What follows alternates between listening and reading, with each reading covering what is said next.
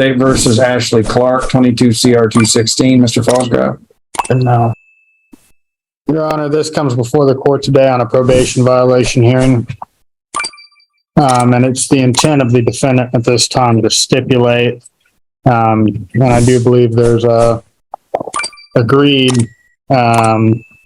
sentence, as you would say in this case. All right. Ms. Clark, you've heard the announcement of your attorney. Is that what you want to do? Admit to the violations? No, actually, I'm going to make a motion for my attorney to withdraw. I got this myself. Well, I've already gone over these rights with you, so you should understand them, but you have the right to hire your own attorney. If you can't afford to hire an attorney, I've already appointed one. You qualified. You do have the right to represent yourself as well, and that's what you want to do today? Yes, sir. All right. If you want to waive your right to an attorney, when we do this, you have to follow the rules of procedure and evidence just as if you're an attorney. You understand that? Yes, sir. All right. Has anyone promised you anything or threatened with anything to get you to waive your right to an attorney? No, sir. All right. Looks like you've already signed it and sent it in here. Did you understand this form you signed? Yes, sir. I'll accept your waiver and allow you to represent yourself. All right. Are you wanting to stipulate to the violations, or do you want to contest the hearing? I'm going to contest it. All right. Mr. Hollis here. Yes, Judge, I can grab him real quick. Okay.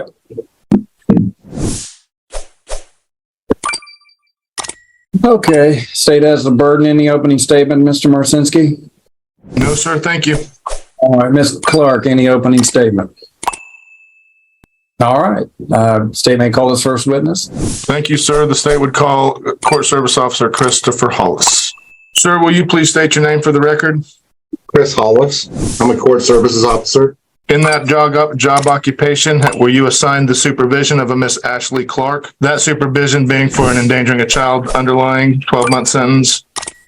That is correct. On May 18th of this year, 2023, did you test Miss Clark for the presence of drugs? Yes. And what was the result of that UA sample from Miss Clark? It was positive for methamphetamine. So her UA was positive for methamphetamines, and she also, in response to that positive UA test, signed in a statement of admission of using methamphetamines? That's correct. Did you order her to report on June 2nd, 2023? I did. And did she appear on that day? She did not. Has she appeared or reported to you since that time? No. Sometime after May 24th of 2023, were you advised by local authorities of her being arrested for a new crime? Yes. And I did. I received that. And apparently she has new charges. To your knowledge or to the notes, did Ms. Clark ever report that negative law enforcement contact with your office? No, she did not. That will be my questions for Mr. Hollis at this time, Your Honor. Thank you. All right, Ms. Clark, do you have any questions for Mr. Hollis? All right. Do you have any further evidence or witnesses, Mr. Marcinski? Not at this time, Your Honor. I do not. All right. Ms. Clark, you have time to, now it's your turn to present any evidence if you want to. Do you wish to present any evidence?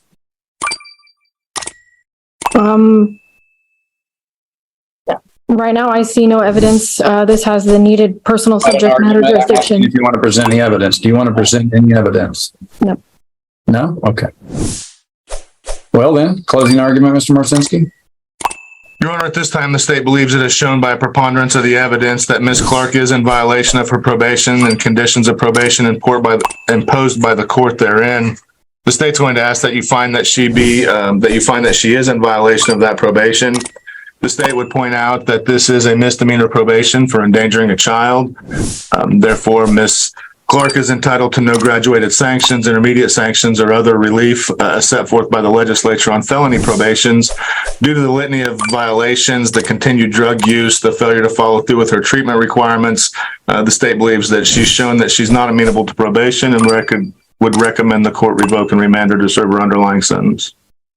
All right, Ms. Clark, closing argument? There are no facts to dispute before this court. I see no evidence that has needed that has the needed personal subject matter jurisdiction. The state is a fictitious plaintiff. The state of isn't here to testify. No injured man or woman is present before this court to provide firsthand knowledge.